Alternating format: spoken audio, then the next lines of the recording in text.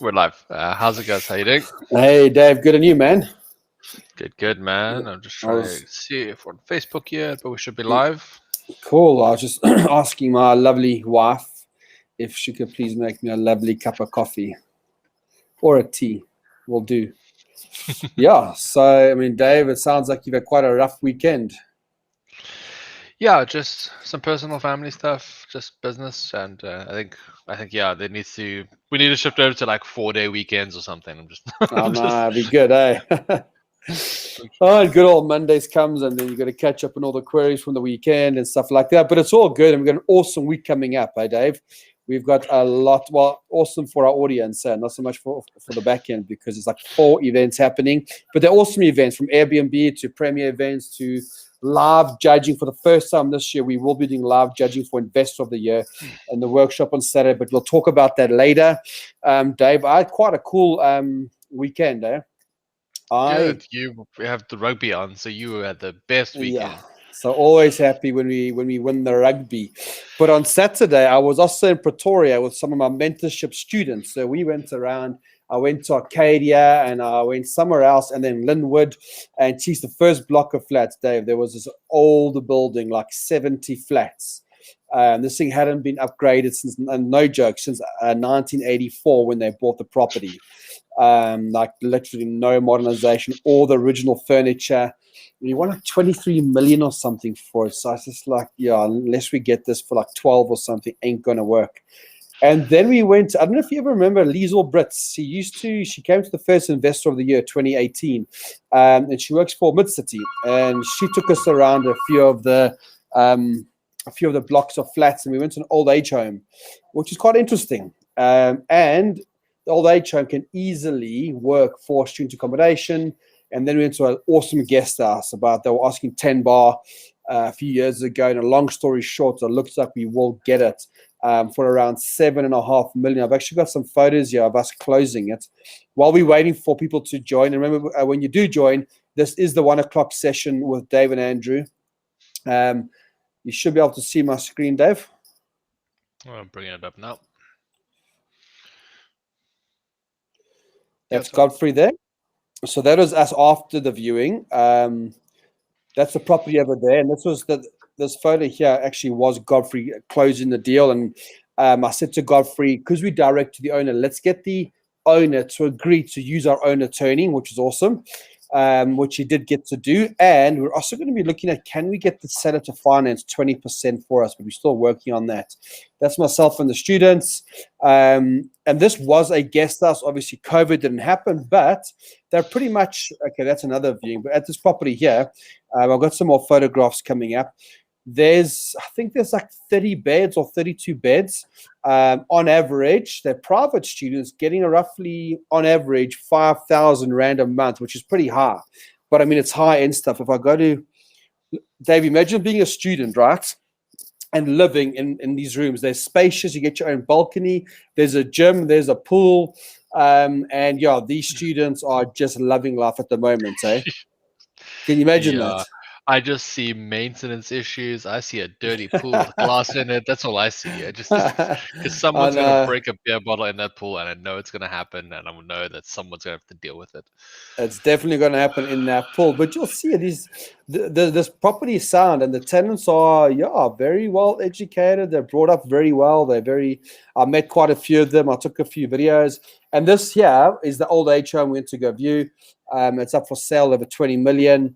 They're having to relocate the elderly because, shame, obviously, where it is, you walk out the premises and you forget where you're going. It becomes an issue, right? Because they've got to then go find the old people. So what they do, and if I just stop sharing my screen, is they're going to relocate them, and then they're going to convert it to student accommodation. So it was a great weekend from my side, and it'll be good to see what everyone else has been up to. Clifford's on YouTube, Daniel, you out there in Heart of Beer Sport, Lizzie, Gerard. Just remember, guys, this is the Coffee Chat, 1:00, Andrew, Dave. Please tag a friend in. Think of one person you know, a colleague or a friend. If you can tag them in right now, it's good to see you there, Ralph. And give us some love on Facebook. Give us a like or a hug, and then think of some questions. If you have any questions or you're not sure of anything, let us know. And while you're doing that, we'll take you through the events for the week. Awesome, cool. Thanks so much, Drew. I think you did also miss Yaku. Yaku's joining us from, was it Belgium? I can't remember. Oh, there we go. Yeah, Good cool. to Yeah, always sorry, have man. Yaku on. No, it's good. I was a shout because he was first one in, so the good one who gets here first always gets a bit of a shout out. So guys, yeah, like Drew mentioned at the beginning, in case you missed it, there's quite a busy week this week. Last week was nice and quiet, so now we're paying for it this week. We've got Andrew is hosting an Airbnb webinar tomorrow night. That's from 6 until about 7:30, 8 o'clock. So for those of you guys who are interested in Airbnb, considering Airbnb as a strategy for your future investment deals, or just want an alternative strategy that you could maybe deploy one day, you should be looking to join Andrew tomorrow night from 6 o'clock. It's free for anyone open to join, and we will have Robin Booth on a little bit later in the evening for some Q&A, so that will be a good fun one. Moving forward, so for those intermediate and professional members joining, we've got our premier event this week. For the guys who aren't members, we held an exclusive networking event for our premier members and for our professional and intermediate members. It was a really good opportunity for you guys to network and meet each other. There's a few exciting things happening, but obviously the topic that we're discussing is, Andrew, you're going to be talking about how you got 40% of your property purchase and how other people can do those negotiations. Do you want to tell us about what you're going to be covering there? Yeah, definitely. Yeah. So, I mean, in the UK and here in South Africa, I've been buying properties, right? Buy-to-lets, flipping. And yeah, look, I've bought all different discounts, 45%, 40, 30% discounts. And I want to make it practical. So I'm not going to have many slides. I want to get my whiteboard out and I want to just share some real life stories. I want to share with you our motivation, equity. How do you actually negotiate that price? Because if you go in to any agent or seller, and where is my friend? I hope he's on now. Jean-Paul, if you're on there, just say hi, Jean-Paul. So Jean-Paul and I put a cheeky offer in last week, and the principal called him and had a go at him, right? So I want to share with you how to accept when people say no, number one, but how do you negotiate? I'm going to bring a few of the Property Academy coaches in, and we're going to have, it's almost like a workshop. I want to see it as a workshop. How do you negotiate 40% off of the price?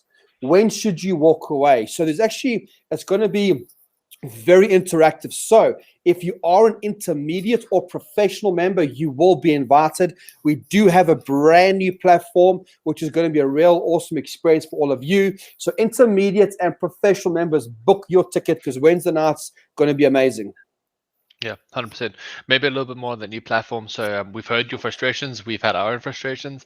We're getting away from the whole Zoom and Discord happening at the same time. We're switching to a new platform called Swapcard, which allows us to have networking and all the events in the same place. So really exciting. A lot of lessons for everyone to learn, not only just for the attendees and everyone who's joining us, but also from the back end from the team. There's a whole new paradigm for us to figure out. But it's really exciting. It's a new tool. It's powerful, and it's really going to let us do a lot of exciting stuff in the future.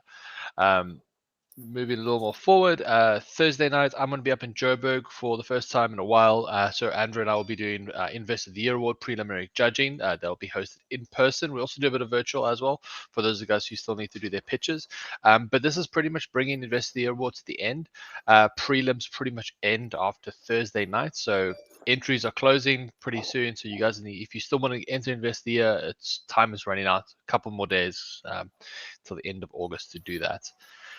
And also, Dave, just so people know, on Thursday night, it's invitation only. So we have booked a venue in Edenvale. I won't give you all the details now. So if you have entered already or you need to enter, you will be invited. But it will be invitation only. It's going to be exclusive. I'm inviting the sponsors of Investor of the Year. It's going to be 6 for 6:30. It's going to be the whole evening. It's going to be a great networking opportunity. So yes, we're probably about 6 people pitching their deals. So again, if you are a professional member or you have entered or you are a sponsor, you will be invited to the Investor of the Year, which is Thursday night. Okay, cool, Dave. Just wanted to say that. Awesome. Yeah, thanks so much, Drew. And then last but definitely not least, actually, there's two more. Sorry, it's just that in my life. There's two more events. Saturday, full day. Jade Barkhazen will be hosting a Wealth Builder workshop. Many of you would have attended the Wealth Builder workshop. If you have attended a Wealth Builder workshop, let us know in the chat box how it impacted you, what you thought, how you enjoyed it. But that is a full day workshop from 9 until about 4 in the afternoon, hosted by Jade. We've got a couple of guests on there with Alani and Nico will be on for the evening as well. And it's a really exciting event to just work with you guys, get you guys understanding what's happening in property. So if you just getting started in property, you want to get involved in property, or you've got a couple of deals already and you're just struggling to scale, it's a really good opportunity for you guys to join that. And then last but definitely not least, is Nidhi and Mike van Jaswald will be doing group coaching on Saturday. It's not something you guys can join, but it is something I want to tell you guys that's happened. We run group coaching for those of the guys who are looking to get some in-depth coaching going forward. If you're looking to join any of the stuff except for the group coaching, all the links are going to be in the chat box below. There's a team out over there. You can always email us and we can help you as well. And there's a calendar for you. So take a look at the chat box, see the links that are being shared down there, and you can get on those. And then let us know who's been busy with deals, who's currently in the deal, who's working on a deal, or are you trying to find a deal and you're struggling? So maybe in the comments box, also let me know what area. So you're from Durban, you're from Joburg, Mpumalanga, and yes, I'm working on a deal, I'm struggling on a deal. Let us know who's active, who's not active. Let us know who needs some advice. I've got some students flying out from Durban. They're flying out tonight. They bought that property in Joburg, I think it's Rouville. And there's a property which they bought from Durban. And yeah, they're busy renovating it. The reno should be done in a few weeks, and they're coming out just to check it out. And they'll be renting that, which is great. It's their first investment property. And they've pretty much almost used all of Sapin's partners, which is awesome. Sapin Connect and the Sapin partners, which is great. But let me know who's in a deal, who's doing a deal. Dave, remember that property I spoke to you about in Morningside, where we've had the offer accepted. Yeah. So we've had the offer accepted, and now we find out, and now we do our due diligence, and we find out the tennis court is a servitude for next door. So now there's an agreement with the neighbor and the owner, but no one's told us this before, right? And I think that servitude is like 250,000 Rand or something. But anyways, that's part of, if property was easy, Dave, everyone would do it, right? So that's another problem I've got to deal with this week. Yeah. Oh, fun and games. So that's actually something interesting, because I was talking to someone on the professional members WhatsApp group this morning, and they had a property that there was an interdict on. Sorry, let me just cancel this call. Yeah, what it is. So they found a property, and on the license said there's an interdict, and essentially they're like, well, what does an interdict mean? What could it be? And I'm like, at the end of the day, it could be anything, because interdict, or there's another one I failing to remember the name from, but it's the same thing that servitudes fall under.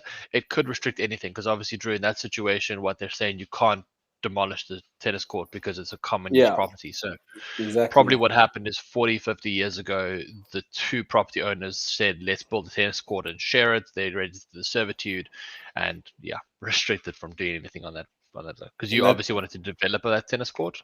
Yeah, so that's exactly what happened, because even when I went to go view it, Dave, the guy was playing tennis on it. So he's been using this tennis court for coaching as well. He's been coaching, so I just hope there's no issues there. But that's exactly what it is. So I'm going to go there. I've got a meeting there. I think it's early Wednesday morning, just for like half an hour, just to go meet the engineers and maybe the next door neighbor, but we'll see. So anyway, I'll keep you up to date with how that goes. There's someone saying they've got a deal in Bronkhorstspruit. I need advice on the numbers. So are you busy working on a deal in Bronkhorstspruit and you want to understand, do the numbers make sense? Give us a bit more clarity. Jaco is saying he's got a 14-unit deal. I remember that's in Pretoria, hey, Jaco? Look, you can still enter, Jaco, okay? You can still enter the competition before the 31st of August. And two things will happen. The deal will either be closed before the competition, okay? So you can actually judge now, or you can enter and say, this is what I'm doing with property. These are the projected numbers. And as long as it's happened before the date or before we actually close all judging, we can make a call as to whether we push you out to next year or we squeeze you in for this year. So rather enter now, Jaco, and worst case is we push you out next year. 100%. Cool. I can see Bina Dave is asking about Saturday. Can I do Saturday? Of course you can. Jade would love to have you there. How do I register? Link's already sent. It's in the inbox. And again, if you guys head down to jointsapper.com/education, you'll find our calendars that has all our events posted on there. So really exciting to do that one. Okay, awesome. We got in Sunny. You just joined eGet to room. Sunny, I got your WhatsApp on Saturday. I will be replying today. I've sent it to my business partners, and we're going to see how we can support you with that new client you've got there, which is awesome. Cool. What else is coming? The current rent is 9K. Okay, Dave, look at that comment. What the loan is 6K. Is there enough information for you or not?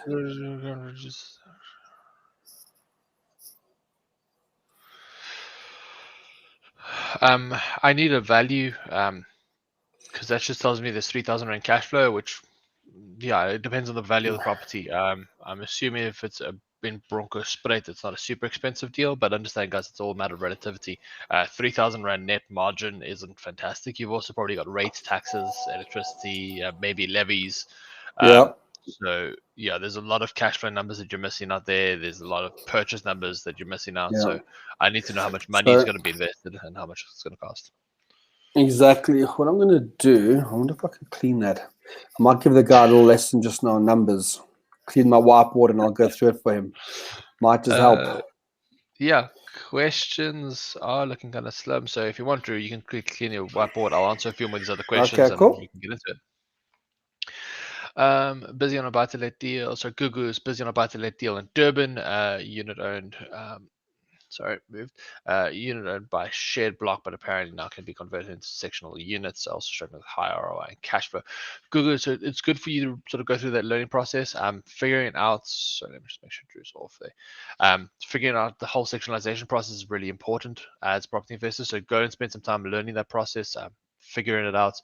And yeah, if you need some help, the email's always there. We've always got our support webinars. I think Andrew and I are doing the next support webinar next week, Tuesday, I want to say. But off the top of my head, I can't quite remember when that was. Bina from Durban wanted to ask regarding the individual advice on the one-day course. I think it's whether to sell or keep existing flats I own. So Bina, you will be online on Saturday. So Saturdays are Wealth Builder workshop with Jade Barkhuizen. It's a pretty full, comprehensive workshop. It's really exciting. You can speak to the team. We've got a few people on board, not all of them property experts, but Nico and Jade are there, so they'll be able to answer your question. But if you've got that information, rather send it ahead of time to us, and then we can get the guys to take a look at it for you. You definitely want to make sure that you've got everything in order. Properties valued 1.4 million, cash flow 3.5 straight. Sorry, I'm switching between multiple questions at the moment. So Oracle, yeah, I still need more information. Rates, levies, taxes. What are the uses, alternative exits? Do me a favor. I'll put a link in the chat box. Email in the chat box. Just email support@sapropertynetwork.com, and I'll give you a list of all the information I need to give you some advice on the property. No worries, Google. Happy to help you. So, Dave, you shout out the numbers for me. Cool, live run. So rental income 9,000 rand. Bond is about 6K. Rates question mark, levies question mark, maintenance question mark, management question mark. And I think, Dave, it's a good exercise for beginners, because this is what tends to happen if you don't know what you don't know. You'll say there's 9,000 rand rental income. The monthly bond alone is 6,000. A lot of, call it, beginner investors don't always realize that, well, actually, you're going to have rates and taxes. Let's just assume then, let's make the assumption that rates and taxes are 500. Okay. It's a low income property. It's a cheaper value. It's probably a 600,000 rand property.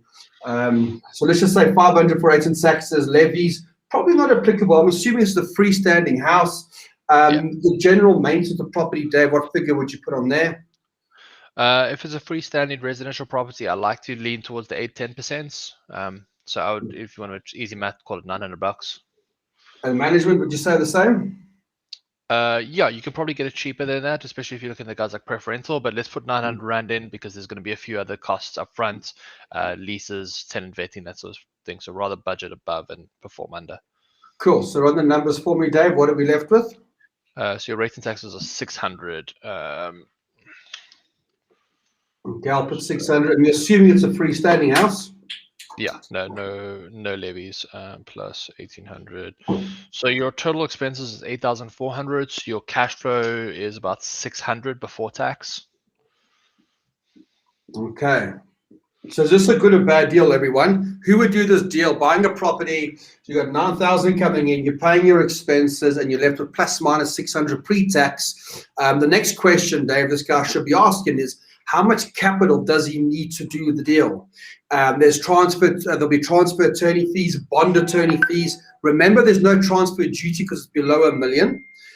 Is there renovation to be done? What is interesting though is that the rental income is 9,000, and the bond is quite. I wonder if it's a multi-let. I wonder if he's taking a house and he's renting rooms out.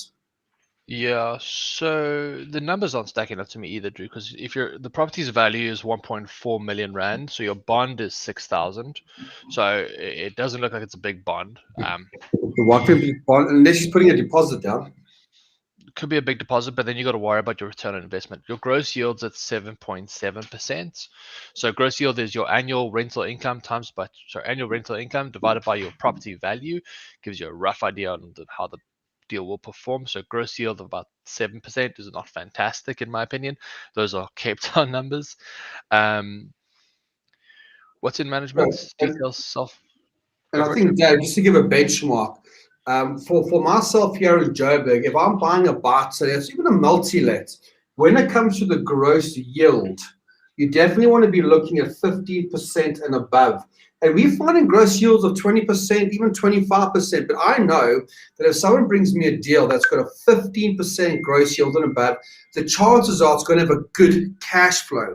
When people bring me deals and the gross yield is 8% or 12%, yes, there's variance like your rates and taxes and your levies, but 99.9% that deal's probably going to have a negative cash flow if you are bonding at 100%. You see with this guy, if he is paying 1.4 million and he was bonding at 100% and bonding at 100%, his bond payment's going to be a lot higher, isn't it? Yeah, so I'd expect that bond amounts on about 900,000 rand. So yeah, so I've just done it here. So it's actually monthly repayments of 10K.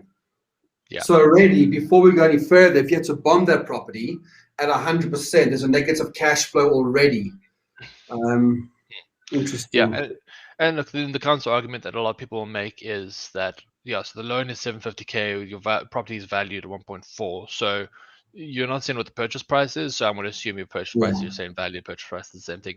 You've got about 700,000 rand sitting there in your capital, so ignore refurb, any other expenses, ignore occupation, and ignore holding times while you buy the property, wait to find a tenant, put a tenant in. You're putting down 700,000 rand for a property that cash flows 600 rand a month, which is what, 0.1%, 1%, less than. So you're making roughly, what, 7,200 every year Yeah. on your rental income. With a 1% gross yield, I would sooner give my money to Africa Bank. Yeah, so I think an example like this, Dave, it's good to do this. So thanks for sharing all the information. Your name doesn't pull through, but it's good to do these exercises based on what you've given myself and Dave. From a rental perspective, it's not stacking up. If, however, Dave, this guy's bought it for 750, it's worth 1.4 million, and he's flipping the property, then it starts to make good sense, right? Because you can sell it and make a good capital gain on it, or release the equity. Yeah. So I think maybe to add some context here, what we're always looking for and what Andrew and I are digging into here is the differences in the numbers from how hard does the property work, which is that gross yield question. How does the property work hard enough? And that's why Drew says 15% is pretty much generally gets us in a section where that's profitable. And then we're looking at the return on investment. So how much money do I personally, David, need to invest in this property, and how much does that money give me back? I don't know what savings accounts are at the moment, but a random number I'll throw out, and let's just say you can do one of the tax saving ones at about 6-7%. So this property is underperforming by 7-8% on an ROI perspective, and that's why when I look at it, I just wouldn't put my money there. It's definitely got some challenges to it. Drew, you disappeared after you came back. No, I'm here. I was just getting my tea. Cool. So guys, I hope that was informative. I hope that was good. It does give you a bit of an idea of the high level thinking that Andrew and I do when we're analyzing deals. There's a lot more details in there. But yeah, Yeah, and I think maybe it might also give people the insight for what Jade's going through. So Jade spends about 40 minutes going through what is gross yield, how do you work it out, return on investment, how do you work it out, and making sure you understand it, as well as running through cash flows. So for those of you that want that reminder, you want to really learn how the numbers work, just join Jade on Saturday and he'll certainly help you guys out. Yeah. And I think for the more experienced investors listening and joining us, I think it's really important that you guys can get to these numbers as fast as possible. As property investors, we need to view as many deals as possible, which means we need to get to the no as fast as possible, because the more offers we put out, the better. So the sooner I know a deal's not for me, the sooner I can move on to the next one. So understand these basic numbers pretty well so that you can go through and get them done. It's really important. Yeah, definitely. I mean, I think it was Friday. Dave, is Jean-Paul on? Can you see Jean-Paul on? Be cool if he's on, because he's a new student of mine. And it's not even that cheeky, but it was cheeky. I probably came in the market for $950. Look, and I need a bit of work. It's obviously worth more than $1 million because it was distressed. And we offered 600,000. And problem is, there's no relationship between the agent and my student because he's still new and everything. And we put together a motivational letter to explain why we're offering so low. And the deal would work at 800, even 850. The deal works, but we went some low. And yeah, the agent wasn't very happy. But then I guided Jean-Paul and I said, well, let's work with the agent. The agent's saying, then hang on a minute, you're offering 600. Properties have sold for 1.8 million, 1.6 million. Okay, awesome, great. Can you show me the comparables? Can you show me a life? Because if you can't do that with the agent, I'm going to offer you more money. And so that's where we are now. And I said to my student, let's work with the agent. Let's say, look, I'll give you more money, but you're also going to show me some strong comparables in the area, because I'm an investor. And when I do buy a property, and this property does need a lot of work, I want to make sure that I'm not over-capitalizing. And this is where my experience has been, is you just got to work with the agent, and you got to build that relationship. But again, I don't know if you found it, there are just some estate agents that don't like working with us. And I mean, have you experienced that, Dave? Yeah, 100%. At the end of the day, it's about win-win scenarios. It's about getting everyone in the right position, and everyone needs to get the right result out of that transaction. And if it just doesn't work, it doesn't work. So you need to make sure that everyone's sort of getting what they want out of that transaction. Do what you can. Absolutely, And even I got my student to record himself on the phone calling agents, and the one agent said, "Oh, are you an investor?" And he said yes. And his first comment was just very polite about it. But he brought out, like, first-time buyers tend to offer full asking price. Investors offer way below. Sure, I'll send you my investment deals. But I could hear he's basically saying, I'm never going to contact you ever again. But there's some agents out there that, geez, man, they go finding deals for us. They go to auctions for us. You've just got to find the right agents. And you are having some good success with the auctioning groups. Some of you have already been introduced to Vilna from Auction Inc. And yeah, she's getting some really cool deals, which is awesome. 100%. Question from Gershwin I want to put up on the screen for us to answer. What's a good RRI benchmark for deals? So I think let's ask the audience. So before Dave and I give our answer, I can see Fred's online. Fred, good to see you. Have you got that meeting invite? Fred, what's a good ROI for you, Fred and Gershwin and everyone else? So if you were to buy a property, what percentage do you think is a good ROI? Let's see what they have to say. I think, Drew, while they're doing that, because that's a cash flow question. So when you're looking at a buy-to-let deal, how much ROI do you want? Andrew, maybe you and I can handle this other question, which is how much profit margin do we want on a flip? So for Andrew, for you to get out of bed, do all the paperwork, handle a refurb, and sell a property, how much do you want to make off that deal? And you use the word there, refurb, right? Yeah. First of all, if there's no refurb, but I can do a back-to-back deal on something. So I can buy a property, I sign the paperwork, maybe I go there a few times, and I'm not spending much time on it, Dave. Really, I'm in and out. I'm happy with $100,000. As soon as there's a bigger renovation to do, and it's like, and that comes with risk, it comes with time, and it comes with headache. I've got to be making like 250,000. If I can make 250,000 off of a flipper now, and I'm going to buy it, I've got to get tradesmen in. I've got to get, or I'll get a builder, whatever the case says. I'd like to make 250 grand. But hey, if it's but for beginners, Dave, I mean, if there's beginners Yeah. out there, I've had a student who made, I think, 70 grand. So it cost him 70,000 rand to get a property coach, but he made it back by doing a back-to-back deal, and he got 70K within, I think, 4 months, and he was happy as Larry. So I think it depends. And yourself, Dave? I mean, just on that last anecdote, my first flip broke even. I think I lost like £100 or something on it. Yeah, So first deal's first deal. Just get over the line and try not to lose money. That's the most important thing. For me, I'm pretty much in the same ballpark as you. If it's like a quick back to back, I'll do it for 100 grand, 100 and a bit. But if I have to do like proper refurb, kitchen, bathrooms, all that stuff, I'm really not going to put the effort in for less than 200 grand. Yeah, yeah, it's really not worth it. Because like if you look at a refurb, you buy the property, it transfers you to name, then you do a refurb, then you sell it. It's a 6 month process. It's at least what, let's call it 2 hours a week on it. yeah, That's probably low. Times 6 times 4, that's 48 hours sort of work. So for 200,000 rand, divided by 48, it's about 4,000 rand an hour, which is generally where I want to be. So yeah. again, it's how much is my time worth, how much effort do I have to put in. It sort of does vary. Yeah, definitely. Because we're all busy, and everyone's busy, and everyone will always be busy. It's just a fact of life. And that's why you be very picky about the opportunities that you do take. Right now, there are lots of opportunities out there. But at the same time, Dave, there's also a bit of uncertainty. So, right now in South Africa, the last 3 months, Uber and home loans Uber home loans and ABSA have reported that the intake of bonds is lower. So from, I think it was May, June, July, the amount of bonds that are actually going through, or people wanting bonds, is starting to drop. What's that percentage? I don't know yet. So I'm busy finding out. And I've had people say to me, "Is now the best time to invest?"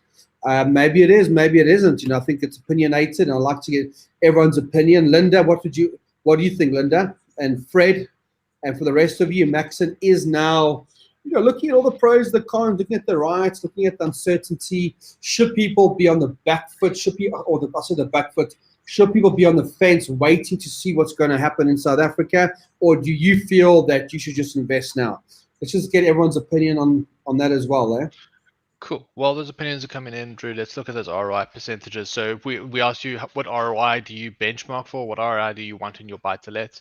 Maxon said 15%, Papele and Henry, I think it was, said 20%. We've got Muppets saying, sorry, I'm butchering your surname. Your name is 30%. Molefi said 50%. That's a lot. Okay, Henry would do a flip for 150 grand. So yeah, Drew, but we got everything from 15% up till 50. Can we talk about the 50% first, Andrew? on The a on a 50%. on a cash flow property, on a buy and hold, 50% return on investment. How Yeah. viable would you think that is? So I think, yeah, the only time you're probably going to get that is if you buy a property below market value, you renovate it. If you can refinance and pull your money out, either all your money or a big portion of your money. But Dave, as you do that, obviously your bond repayments go up, your cash flow goes down. So if you could get creative and do it on a multi, so you're buying a family house, run down, distressed, you renovate it, and then you refinance, and you had, say, 400 grand in the deal, but now you've got like 300 grand, or you've got like 100 grand left in the deal. Maybe then, Dave, you might start to get to a point where, it's infinity or 50%. But generally speaking, Dave, if you're going in and buying a buy to let and you're not doing anything creative, you probably will never get that return. It's going to be very difficult to get it, eh? Yeah, 100%. Because like if your capital exposure is 10 grand, just random number out there, a 50% return sounds fantastic, but it's 5,000 rand a year. Doesn't really move the needle. So you also need to look at the capital amount of that situation. So it's really important you guys understand that it needs to be measured. And I don't think 50% as a benchmark is something you should be striving towards. In all honesty, I think it's very optimistic. I think you'll miss out on tons of deals. Yaku's best property is sitting at 45.4%, and this is a star performer. I think I've got the same. I think I might have one or two above 50%, but also like my portfolio, I think average is sitting around 30s at the moment. So I think some Yeah. realistic things need to be there. Interesting. But Drew, where do you sit on a holding asset? Buy and hold. Where do you want your returns to be? For me, I'm happy with around 20%. Hmm. Obviously, we always go for infinity, and we obviously always go for refinance and pull your money out. And again, it depends. Am I buying in a very affluent area? Am I buying in a very high risk area? So, Dave, if I was buying in a high risk area, I'll probably want a higher return than 20% to counter the risk. Because a higher risk area probably means I won't get capital growth. It's purely cash flow. Whereas a more affluent area, lower risk, maybe I'd go for less of a return I'm talking on the rental return, right? Knowing that I'll probably get a return on capital growth as well. So it just depends how you look at it. Rental return, capital growth, put it together is at 20% combined. So I'm talking about 20% on the rental return. Yeah. 100%. I think from my side, it's same as you, Drew. It's variable, and I think that's the hard question that a lot of beginners don't like to hear. It does depend. If I'm picking up a basic buy to let just to sort of build the bottom in my portfolio, 10-15% is reasonable because I'm not investing a ton of money in them and they're just sitting there to hold on for in perpetuity. I'm not gonna sell it for at least 3-4 years. I just want to see what happens with it, is building that. But if I'm looking at a multi-let property, which again requires more work, or a buy or an Airbnb, then I definitely want the 20% and above. And again, too many variabilities. Yeah, no, definitely, yeah. And I think what we should do, because of time, why don't you run through the events and then we'll come back and answer any last questions. 100%. So, guys, there will be a link in the chat box. The team will post it there in a few minutes, but let me quickly run through them. Tomorrow night, Andrew's talking Airbnb with Robin Booth. That's from about 6 until about 8. Free, open for anyone who wants to join. Just check the link in the chat box. Premiere Wednesday night, Andrew's going to be talking about how he managed to negotiate his property deals, and we're going to share some success stories from some of the other coaches and some of the other students. That's for intermediate and professional members only. So if you're one of those guys, make sure you're ready to join us. It's going to be a really fun event, and it's going to be really nice to try out that new platform. Thursday, I'm in Joburg with Andrew. We're going to be doing preliminary judging up somewhere in Edenvale side, east side of Joburg. It'd be a good fun one. It'd be nice to see everyone face to face again. Andrew wants to share a screen. Andrew, you want to talk Investor of the Year real quick? Yeah, I thought I'll just mention that because, like you said earlier, Dave, so for Investor of the Year, we do prelim judging, which is basically if you've done a deal in South Africa, be it a very basic buy to let, or you've done a development, or you've been very creative, you've got until the 31st of August to enter. It's very simple, right? There's a button that says enter now. You just go there. There's different categories. Don't worry about your category. Dave and I will sort out where you fit in. You go on there and you just click on start today. It's got the process of what's going to be happening.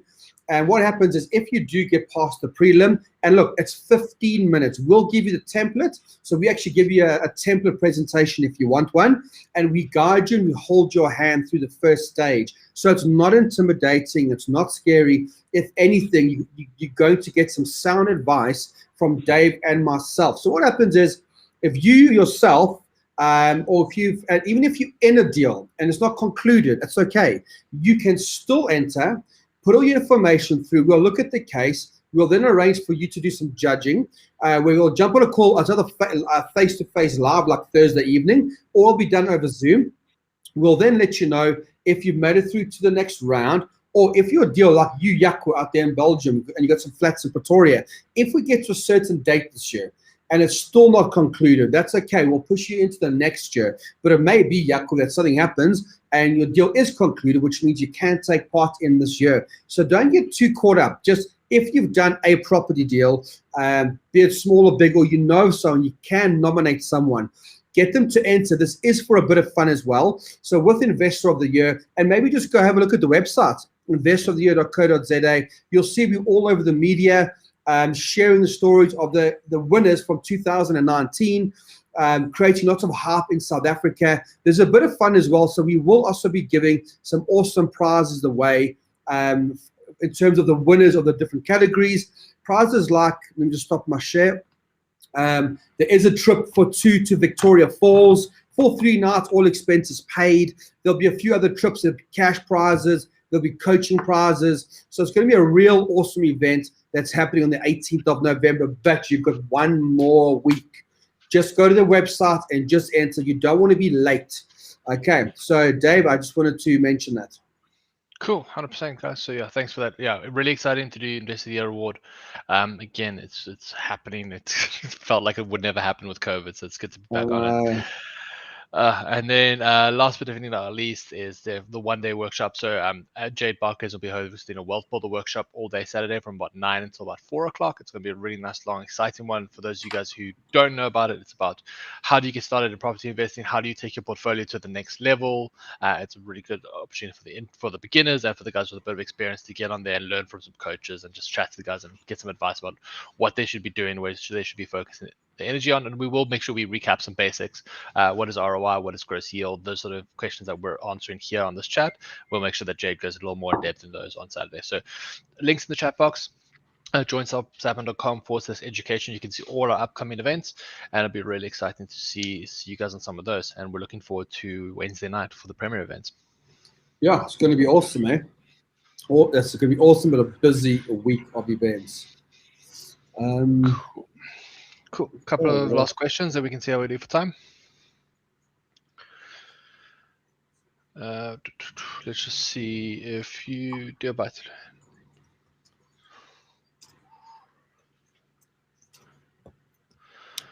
So Gershwin is, I think, referring to the good standing ratio. So what you'll see on TPN, so Tenant Profile Network gives you property reports and suburb reports, which will give you performance metrics on how viable an area is.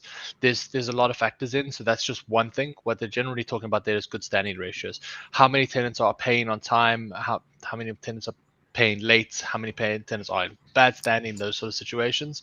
So good standing ratio can be an indication for where the market health is, but understand it's generally a market average. It's not always what your property will do. But I would say that if it is in a rough area by good standing ratios, then yeah, hedge your bets a little more. It's an indicator that you need to get tenant insurance if you're in a bad area, if you're in an area that's got difficult tenants. But yeah, it does vary a lot based off those numbers. Okay, cool. Dave, there's also a youngster asking a question there. Maybe just get his question up. It's about what guys. So I think this just reminded me about the youth group, which I must talk about. And there's no right or wrong answer to this question. It is going to come down to what are you trying to achieve? Are you a youngster where you don't have any capital or bond affordability? You could go partner with someone, a family member or someone in the network that that you get along with, and they can get the bond affordability, and you can do a JV with the person, and you at a young age could start to build your own property portfolio. Yes, that's on the back of you owning 50% or 30% of whatever it is, but you can get started as a youngster. At the same breath, if you don't have any capital and you can't get capital from friends and family, it may be that you need to flip one property a year, two properties a year, just to generate some capital. So the answer could be, well, why don't you do both? Now, anyone that's, let's just say for now under 30, anyone who's all the youngsters in the room on this call, let me know now. Just say, yes, I'm a youngster. We do have SAPN. We'll be launching what's called the SA Property Investors Youth Club, right? For anyone that's interested in property, but you're young, you're 18, you're 20, you're 27, you're 23, you might be studying, you might be out of that. Let me know right now in the comments box. And in fact, what I want you to do, tag anyone you know that is a youngster that wants to get into property, and then maybe you don't have the capital, or maybe you just really want to do it, but you don't know where to start. There is a closed Facebook group that you can join. Okay, there is a closed Facebook group that you can join.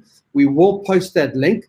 It's only for the youngsters, so I don't want 40-year-olds joining and 38 years old and 50-year-olds. This is for the youth of South Africa. We've got a massive incentive for all the youth. So tag a friend in if they are young and they want to get into property. We'll put the link in the comments box, and please request to join.